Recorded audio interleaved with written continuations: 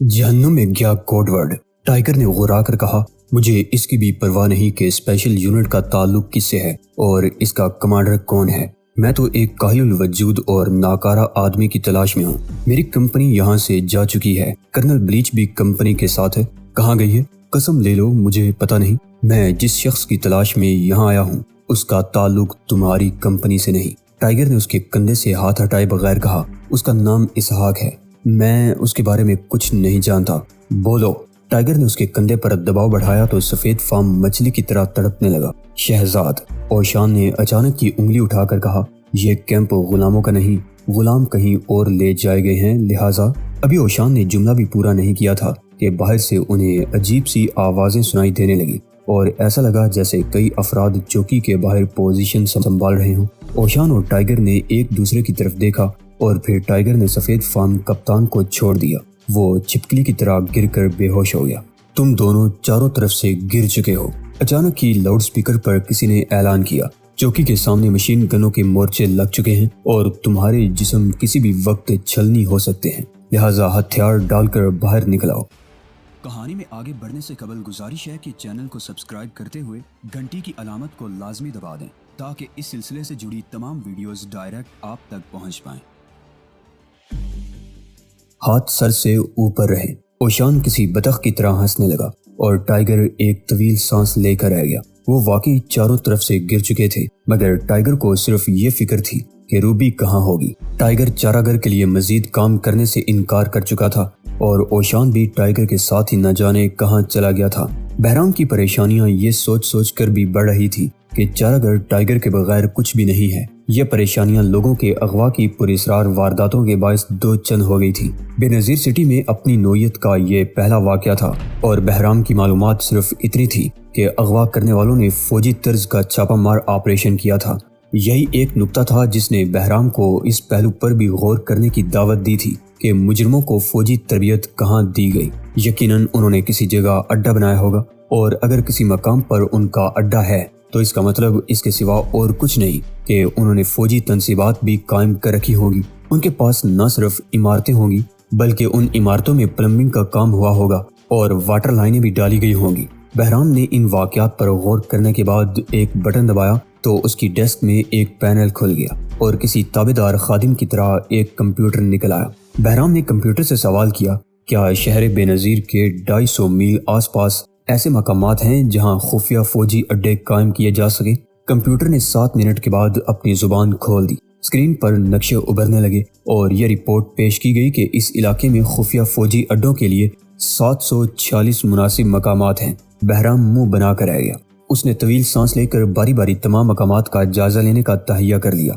उसने कंप्यूटर को नए अहकाम दिए जो इस सवाल पर मबनी थे कि इन 746 में से कितने मकामात पर कभी चहल पहल नजर आती रही है। कंप्यूटर ने कुछ देर बाद ऐसे मकामात की तादाद 47 बताई और फिर इस सवाल का जवाब तलाश करने लगा कि इन मकामात में से ऐसे मकाम कितने हैं जहां निकासी आब का काम गैर मामूली तौर पर और बड़े पैमाने पर हुआ है। जवाब का इंतजार करते हुए बहराम ने बेनजीर सिटी से अगवा होने वाले अफराद की फहरिस्त का टैप लगाया तो स्क्रीन पर उन अफराद के वरसा के नाम झिलमिलाने लगे। उनमें से एक के नाम पर बहराम की छठी हिस्स घंटियां बजाने लगी। यह नाम रूबी का था। बहराम के जहन में सरसराहट सी होने लगी, मगर उसी वक्त कंप्यूटर ने सवाल का जवाब दूसरी स्क्रीन पर दे दिया। शहर बेनजीर के इर्द गिर्द सिर्फ 3 मकामात ऐसे थे जहां निकासी आग के लिए गैर मामूली तौर पर काम हुआ था। उनमें से एक बेनजीर शहर में, दूसरा शुमाल में और तीसरा जुनूब में था। बहराम ने फौरन एक और सवाल कर दिया, इन 3 इलाकों में से किस इलाके में गुज़श्ता साल सड़क तामीर होने का रिकॉर्ड नहीं? जुनूब के जंगल में। कंप्यूटर ने जवाब दिया। ओह। बहराम एक तवील सांस लेकर असबात में सर हिलाने लगा। उसने एक और सवाल किया, क्या जनूबी जंगलात पर गुज़श्ता 1 साल के दौरान हेलीकॉप्टर की परवाजों में इजाफा हुआ है? 600% इजाफा। स्क्रीन पर जवाब पढ़कर वो हाथ मलने लगा। उसके चेहरे पर खुफिया सी मुस्कुराहट दौड़ गई। वो समझ गया कि खुफिया अड्डा जंगल ही में है और मुजरिम साजिशी टोले के आदमियों को सड़क की बजाय हेलीकॉप्टरों से लाते ले जाते हैं। वो कंप्यूटर को आराम देने के लिए स्विच ऑफ करने ही वाला था कि एक और सवाल उसके जहन में किलबिलाने लगा और फिर उसने कंप्यूटर से रूबी के बारे में पूछ लिया। रूबी विगसाज फैक्ट्री, दवा स्टेट एजेंसियों की मालिक, 4 बैंकों में डायरेक्टर, محکمہ جاسوسی کی سابق ایجنٹ حال ہی میں محکمہ جاسوسی سے ریلیز کی گئی ہے۔ آخری بار باقیہ میں خدمات انجام دی جہاں اس کا رابطہ تنظیم کے دونوں افراد سے ہوا۔ واہ، بہرام نے اس بار فاتحانہ انداز میں کہا اور پھر ایک بٹن دبا کر کمپیوٹر سے ان تمام معلومات کو صاف کر دیا۔ وہ سوچ رہا تھا کہ اگرچہ روبی اوشان یا ٹائیگر کی طرح نہیں، پھر بھی وہ اس کیس میں اس کا ہاتھ بٹا سکتی ہے، کیونکہ بہرحال اس کا بھائی بھی اغوا ہوا ہے۔ میں روبی سے ملنا چاہتا ہوں خاتون، ڈاکٹر بہرام نے روبی کی ماں سے کہا جو ایک آرام کرسی پر جول رہی تھی۔ اچھا، ذرا اپنے ہاتھ تو دکھاؤ۔ کیا مطلب؟ بہرام نے حیرت سے بڑی بی کی طرف دیکھا جو مسلسل ان ہاتھوں کو دیکھ رہی تھی جو کوٹ کی جیب میں تھے۔ خاتون، میں آپ کی صاحبزادی سے ملنے کے لیے آیا ہوں اور اپنے ہاتھ دکھاؤ، روبی کی ماں نے اکتائے ہوئے انداز میں بہرام سے کہا۔ بہرام نے خاموشی سے اپنے ہاتھ اس کے سامنے کر دیے۔ بڑی بی کو آرام کرنے کے لیے ضروری تھا کہ اس کی فرمائش پوری کر دی جاتی۔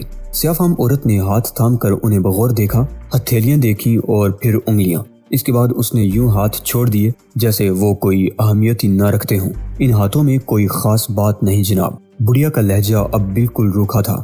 آپ کو کون سی خاص بات کی تلاش ہے؟ سنو، تم اسحاق کو واپس لانے کے لیے روبی سے ملنا چاہتے ہو یا کسی اور مقصد سے؟ شاید، مگر روبی نے آپ سے کیا کہا تھا؟ بہرام کو احساس ہونے لگا کہ بڑھیا کچھ عام باتیں جانتی ہے۔ ہاتھوں کے بارے میں اس نے کیا کہا تھا؟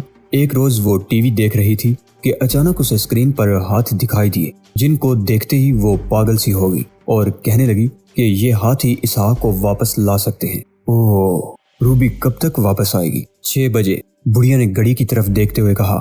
وہ مجھے شام کی چائے خود بنا کر پلاتی ہے۔ شکریہ خاتون، میں اس سے ملنے کے لیے واپس آؤں گا، بہرام نے دھیرے سے کہا اور گھر سے باہر آ گیا۔ روبی کہاں ہوگی اوشان؟ ٹائیگر نے اپنے بازوں کے ریشوں میں پرانی تڑپ محسوس کرتے ہوئے پوچھا۔ جواباً اوشان اس طرح سر ہلانے لگا جیسے کہہ رہا ہو کہ وہ جہاں کہیں بھی ہے خود اپنی حفاظت کر سکتی ہے۔ سر ہلا کر وہ ایک بار پھر آواز کی طرف متوجہ ہو گیا۔ ہتھیار ڈال کر نکل آؤ۔ لاؤڈ سپیکر سے نشر ہونے والی آواز پھر سنائی دے رہی تھی۔ ٹائیگر نے برا سا منہ بنایا اور اوشان کو چپ رہنے کا اشارہ کرتے ہوئے ادھر ادھر دیکھا تو اسے ایک روشن دان نظر آ گیا۔ یہ روشن دان 7 فٹ بلندی پر تھا، لیکن اس تک پہنچنا ٹائیگر کے لیے کوئی مسئلہ نہیں تھا۔ اس نے ہلکی سی جست لگائی اور روشن دان کی کگر پکڑ لی۔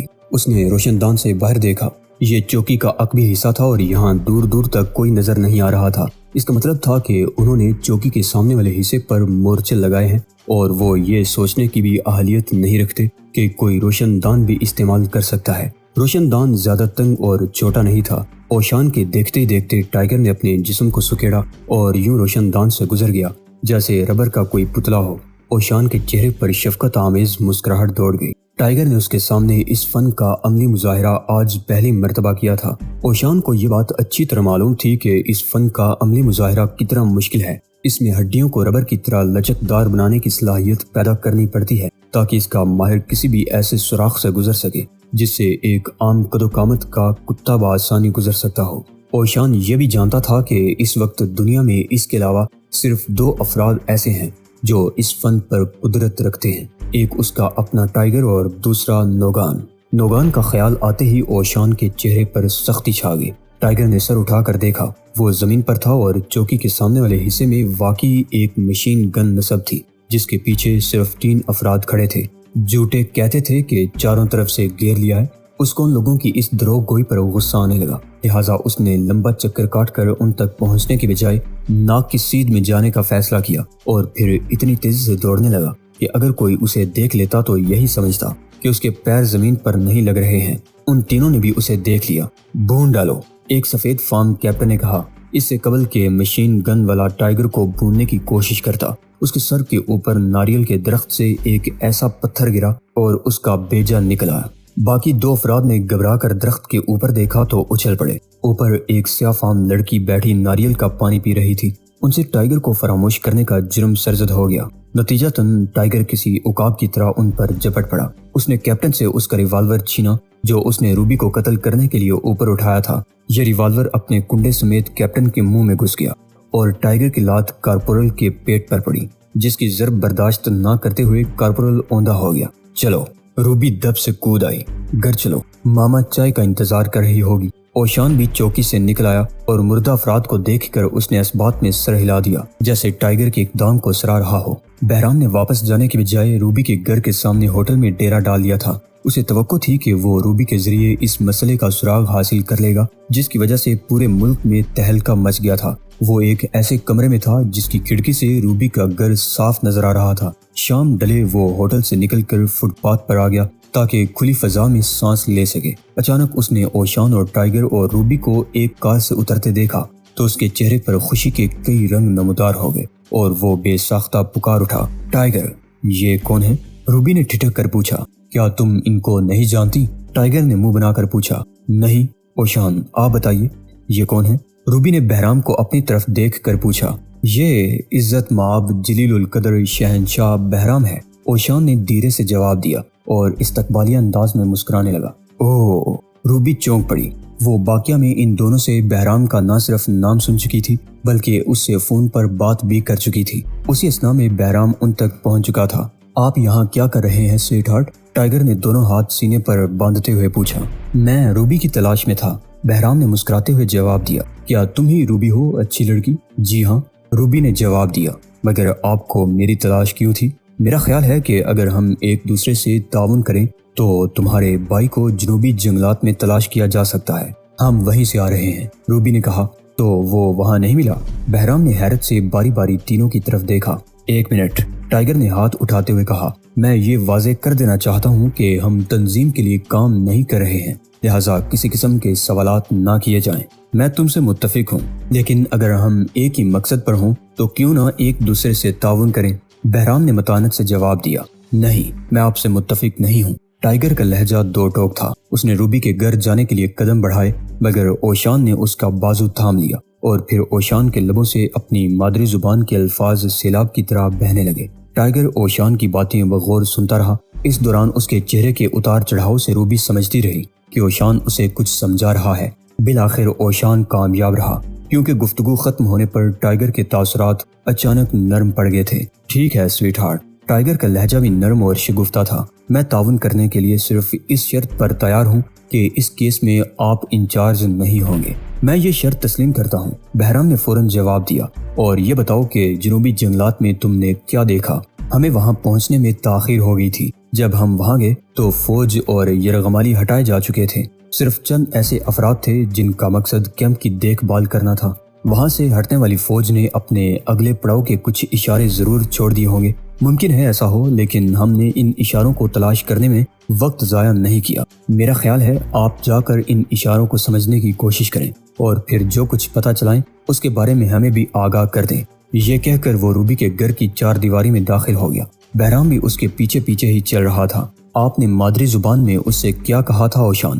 روبی نے آنکھیں سکیڑتے ہوئے پوچھا۔ اسے حیرت تھی کہ ٹائیگر جیسا اکھڑ نوجوان بوڑھے اوشان کے محض چند جملے سن کر ہی کیسے رام ہو گیا تھا۔ کوئی خاص بات نہیں تھی۔ اوشان کے چہرے پر ٹائیگر کے لیے محبت کے رنگ جنم لینے لگے۔ میں نے صرف اتنا کہا تھا کہ اگر اس نے اسحاق کی تلاش ترک کر دی اور اس معاملے کو یہیں چھوڑ دیا تو ہم زندگی بھر روبی کے احسان کا بدلہ نہیں اتار سکیں گے اور وہ زندگی بھر روبی کی چیخو پکار سنتا رہے گا۔ وہ تمہاری چیخو پکار سے بہت ڈرتا ہے۔ واہ! روبی ہنس پڑی۔ اوشان نے اس بات میں سر ہلا دیا اور غور کرنے لگا کہ آخر یہ دونوں ایک دوسرے سے شادی پر کب اور کیسے آمادہ ہو سکتے ہیں۔ 610ویں روٹ پر مختلف کالجوں کی 14 بسیں 5-5 منٹ کے وقفے سے گزری ہیں۔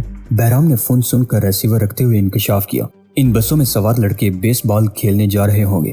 ٹائیگر نے مسکرا کر کہا، مگر ان پر مختلف کالجوں کے نام لکھے ہوئے ہیں، تب پھر بسوں میں ان کالجوں کی کرکٹ ٹیمیں ہوں گی۔ ٹائیگر بدستور بے نیازی سے کام لیتا رہا۔ ہمارے ملک میں ان کالجوں کا کوئی وجود نہیں ہے فرزند جن کے نام لکھے ہوئے ہیں۔ بہرام نے حسب عادت چڑھنے کے بجائے مسکراتے ہوئے جواب دیا، کیا یہ پتہ چلایا جا سکتا ہے کہ ان بسوں کی منزل کون سی ہے؟ مان روبی کو دلچسپی محسوس ہونے لگی۔ دوستو، اسی کے ساتھ آج کی قسط کا اختتام ہوتا ہے۔ گزارش ہے کہ چینل کو سبسکرائب کرتے ہوئے ویڈیو کو لائک شیئر لازمی کیجیے۔ اللہ نگہبان۔